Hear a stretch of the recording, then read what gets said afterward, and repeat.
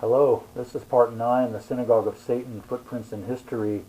And I just wanted to go over now the decline of the Roman Empire and look at what were some of the causes. There's been a lot of debate over the years about just what caused the decline and fall of the Roman Empire, and there have been many causes suggested. The Roman Empire seemed to be a victim of its own success, and it seemed to fall about as soon as it began, when it ended as a republic and became an empire. One theory that's been widely accepted is slavery for the decline. The Romans had a small ruling class over a very large population of slaves, and the slaves ran pretty much everything in the empire. The Romans are usually depicted as brutal slave masters, and their slaves are depicted as having these harsh lives with no hope of escape or freedom. But the Romans may have actually been too nice to their slaves. Actually, many slaves were given their freedom, and slaves had all kinds of roles. They had very important jobs. They were often teachers and professors, craftsmen, and even rising into politics. And when they were freed, they even joined the aristocracy, and some even became senators. What's more, scholars have noticed something very shocking about the Roman Empire.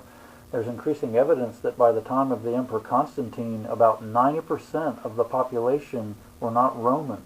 It seems that the Romans were being replaced by their slaves, and this went up all the way to the highest positions of power, even the Senate and the emperors themselves. Many of the emperors were not Roman or only partly Roman. And since the most populous regions of the empire were in the east, this is where most of the slaves came from, especially Syria and Palestine. And scholars have been finding that many of the slaves from those regions were actually originally from Mesopotamia. The Bible even indicates that there were many exiles from Babylon and Mesopotamia that went to Syria, Tyre, Sidon, Palestine, and the Romans would take slaves from those people. The Bible records the Samaritans being partly Babylonian. Even some of the Romans themselves at that time complained that the city of Rome was being taken over by slaves, and many of those were from eastern regions. The Roman satirist Juvenal complained about Syro-Phoenicians taking over the city, and that would be people from Tyre, Sidon, Syria, Phoenicia, Palestine. And the Roman historian Tacitus also complained of the Roman Empire being taken over by its slaves, and also those from the east. Eastern populations often spoke Greek because of the Greek empires in those regions for several centuries. And there's been a study of gravestones in Rome, and they found that originally the stones had Latin inscriptions, but later they were mostly Greek. But the Greek names on the stones were actually Mesopotamian in origin, or what they called Chaldean, which would be Babylonian. Eastern populations were usually much more sophisticated and learned than those in the West, and a slave from, say, Mesopotamia or Syria would be much more valuable and desirable than others, and they would be given much more important tasks, and they would teach their owners, they could educate them, they could give them training in the arts and sciences, and eventually, if they were freed, they would be very sophisticated members of the population in the empire. So any slaves from Mesopotamia or Babylonia would certainly carry with them the religions of Babylon, which is almost certainly the cult of Mithra. And this may very well explain how the cult of Mithra grew in the Roman Empire until by the end of the empire, the cult of Mithra had almost taken completely over. This is a very clear explanation of why the Roman Empire, all the way to the fall, and the Roman Catholic Church coming out of it, became more and more Babylonian in every way. And it helps to remember that the Babylonians were masters of law, trade, and banking. So I'll just go over some of the changes in the empire over the years and show how things were changing and how the slaves were entering into higher society in Rome. Emperor Caracalla allowed anyone in the empire to be a Roman citizen for the first time, and this was certainly to be able to raise taxes. Every Roman citizen had to pay taxes. The Roman Empire was always in need of money, especially for the military. There were wars in the east, especially with Parthia, and also there was growing invasion of foreigners from the north and east of the empire. This action was probably the advice of a sophisticated slave or former slave, and all it did was to allow even more slaves their freedom, The only ones that didn't get freedom were Christians, and also the military had restrictions. A child born out of a proper marriage to a soldier was not considered a Roman citizen. This was to keep soldiers on their duties and to keep them active in their military positions and away from marriage and a domestic life. The money in the empire was more and more being debased, and there was rising inflation. The precious metal value of the coins was diminishing, and no doubt this was also counsel from sophisticated freemen or slaves, probably of a Babylonian origin. There was increasing famine and disease and war, and the empire needed more and more money to pay. You can really see the change in the population of Rome, especially in the emperors and in their customs. Almost all of the emperors were no longer fully Roman, and many were of Phoenician or Babylonian descent, at least partly. Septimus Severus was partly Phoenician. He was from North Africa. He was only partly Roman. He had gone to Syria to marry the daughter of the high priest of Emesa. He was a high priest of a Babylonian sun god. Severus made Antioch the capital of the empire for 5 years instead of Rome. And the Roman Empire itself was pretty much run by Syro-Phoenicians from 193 to 235 AD. The Emperor Elagabalus was addressed as Sardanapalus, which means Ashurbanipal, who was the emperor of the Empire of Assyria, and he was also surnamed the Assyrian because of his pretensions.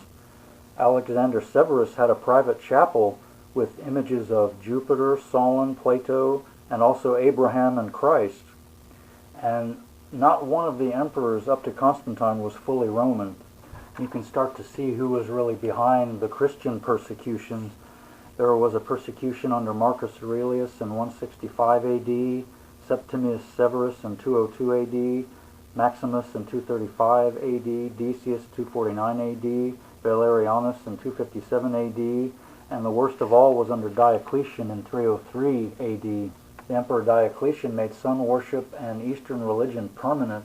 He also added a white diadem called the bando to his crown, along with the purple of the Pontifex Maximus. And his persecution of Christians lasted for 10 years until it was stopped by Constantine. So Babylonian customs and religion, like the cult of Mithra, which was basically sun worship, and also the mystery schools, grew because a population of Babylonian origin was growing in the Roman Empire. And again, this had come from places like Syria, Tyre, Sidon, and even North Africa and Phoenicia, which had a large population that had actually originated in Babylon. And another thing that grew in the Roman Empire was the philosophy of Stoicism. We often think of a Stoic as someone that endures hardship without any feeling or emotion, and they have self-control and accept any situation, whether good or bad, without much emotion at all. It's usually taught that Stoicism was just another Greek philosophy, but it's actually been shown convincingly that Stoicism actually originated also in Babylon, and it was actually a veiled Babylonian religion. Almost all of the founding teachers of Stoicism were not real Greeks. They were from eastern regions, and many had Mesopotamian origins. This philosophy was opposed to all the other philosophies of Greece, which were intellectual in nature and also secular and not religious. Most real Greeks rejected it, and even most real Romans. The main belief of Stoicism was in determinism or fatalism, and that meant that their life was determined by the movement of the stars and one's astrology. And the Chaldeans were known for their astrology as well as their religion. Actually, the name Chaldean came to mean astrologer or religious. Stoicism taught that mankind needed religion for happiness. Even pagan religions were considered acceptable as long as they brought happiness. It didn't matter what the religion was. And some other things that Stoicism promoted were a universal brotherhood of man, no national barriers, one law over all, mixed marriages, and it looked forward to a central city that could rule over all of mankind with this one law and universal brotherhood. And at the time, Rome was considered that central city by many because of its power. So by the time of Emperor Constantine, practically everything about the Roman Empire was Babylonian. We think of the Roman Empire as taking over the known world, but it looks like the Babylonians actually took over the Roman Empire. The city of Rome, like Jerusalem before it, had become almost completely Babylonian. The Jewish Pharisees began to be called rabbi instead of Pharisee. Rabbi was more of a Chaldean or Babylonian term for a great or exalted person, someone of godlike status. And there were several so-called rabbis at the time: Rabbi Akiva, Rabbi Moshe ben Shaul, and Rabbi Gamaliel II. And they argued that the rabbis should have all the authority over the Jewish religion. And they also claimed that they had the authority to change the law, the Jewish law. And about this same time, the Palestinian Talmud was created, and it's claimed that it was made so that the Jewish religion would be unified and there wouldn't be Jewish factions. But it appears that the Talmud was actually made to make the Jewish religion more Babylonian. So just like the Assyrian, Persian, and Greek empires, the Roman Empire was taken over by Babylonian customs, religion, and thought. And the only thing standing in the way of it was the Christian church.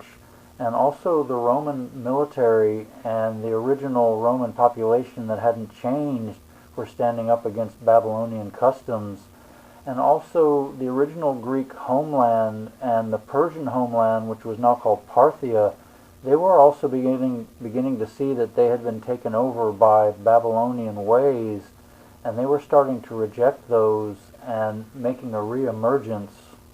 So in the next part, I'll go over a little about the rise of Constantine and also the end of the persecution of Christians and the legalization of the Christian church and the rise of the Roman Catholic Church and the heavy influence of Babylonian customs over it and the further decline of the Roman Empire. So until next time.